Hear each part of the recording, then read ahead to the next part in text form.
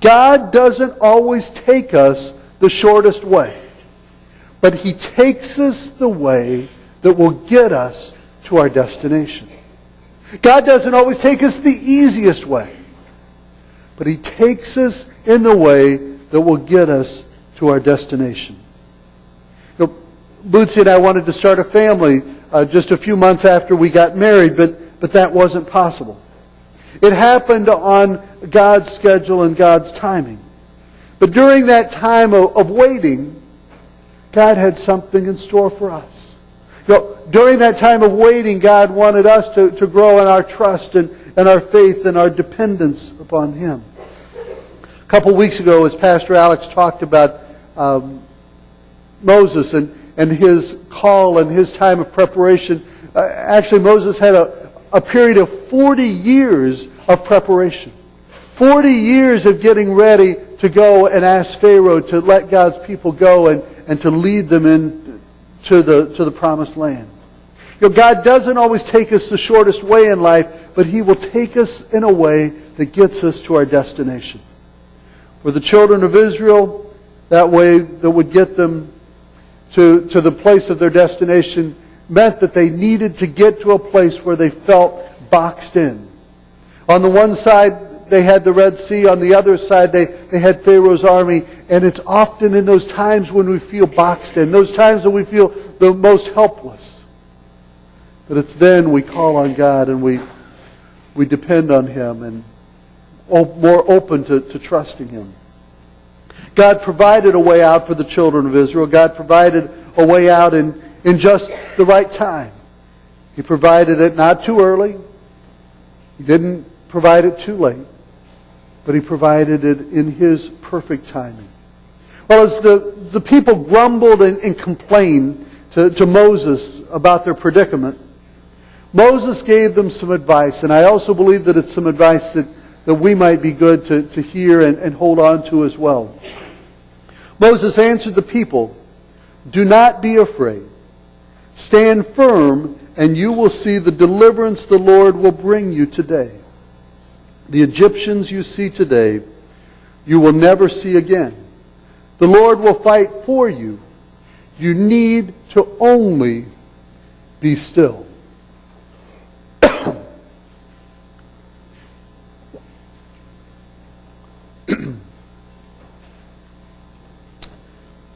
Whenever we face problems, we shouldn't ignore it. We shouldn't act like there's nothing wrong, but we need to deal with those problems. And in the midst of dealing with problems, Moses gives us some advice. His first piece of advice is do not be afraid. When we're facing a problem, our natural response is to worry about it. The children of Israel were saying, are we going to drown in the Red Sea? Is Pharaoh's army going to take us back to Egypt? Are they going to treat us more severely? Am I going to get laid off? Am I going to be able to find a job to provide for my family? Are we going to be able to keep up on the house payment? Are we going to be able to care for all of our responsibilities? All the what ifs, all the worries. But when facing adversity, Moses' advice is do not be afraid. In the face of adversity, we need to trust God. He will see us through in His way. And remember, His way is not necessarily the shortest distance. It's not necessarily the fastest way. It doesn't always seem like the most efficient way to us, but God takes us in a way that will help us to get to our destination.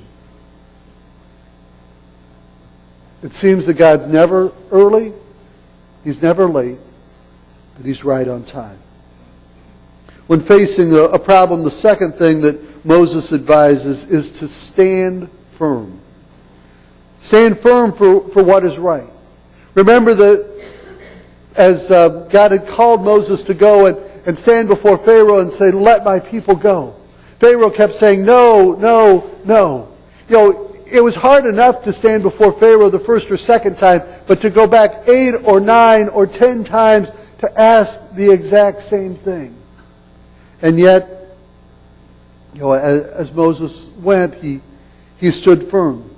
Because he knew that it was God that was leading and directing him. He knew what he was supposed to do, what God wanted him to do. So even in the face of power and the rejection of Pharaoh, he continued to stand firm and do what he knew was right.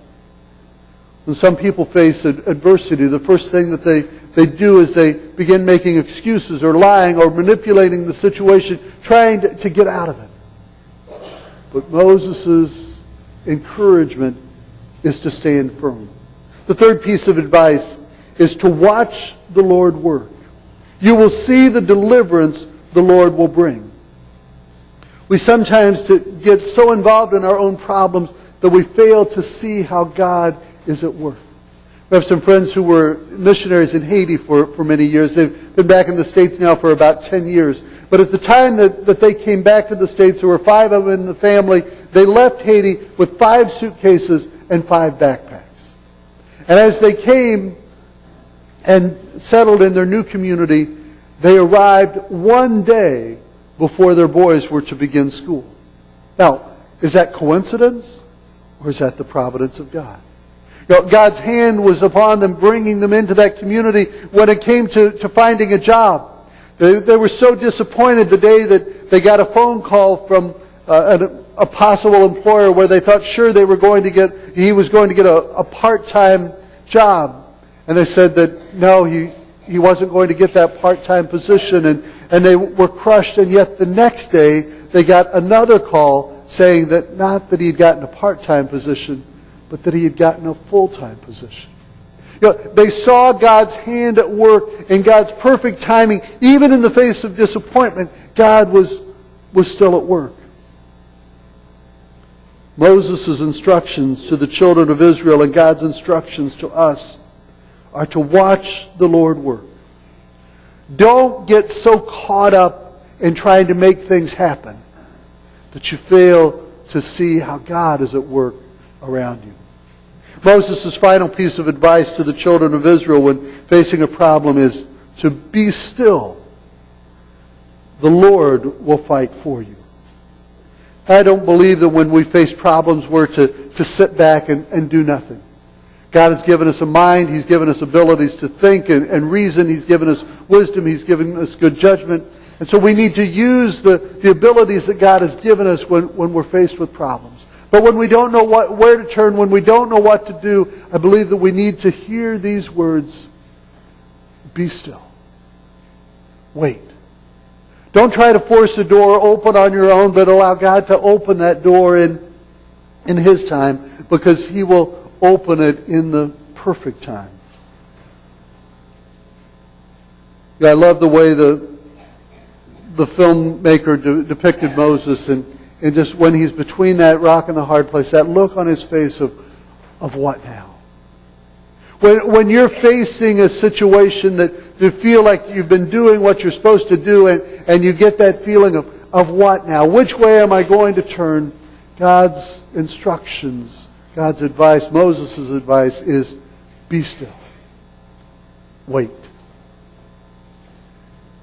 Has there ever been a time in your life when you didn't believe God was opening doors fast enough and you tried to open doors on your own? I've got a friend who broke up from her boyfriend, a long-term relationship, and she, on the rebound, jumped into another relationship and ended up getting married too quickly, and it was a disaster, and she regretted the decision she made there, but it was an issue that she tried to force a door open that God wasn't opening for her. Or maybe God has opened a door for you and you've chosen to go in the other direction. Remember the story of Jonah, and God was very specific about what He wanted Jonah to do, but Jonah went in the opposite direction.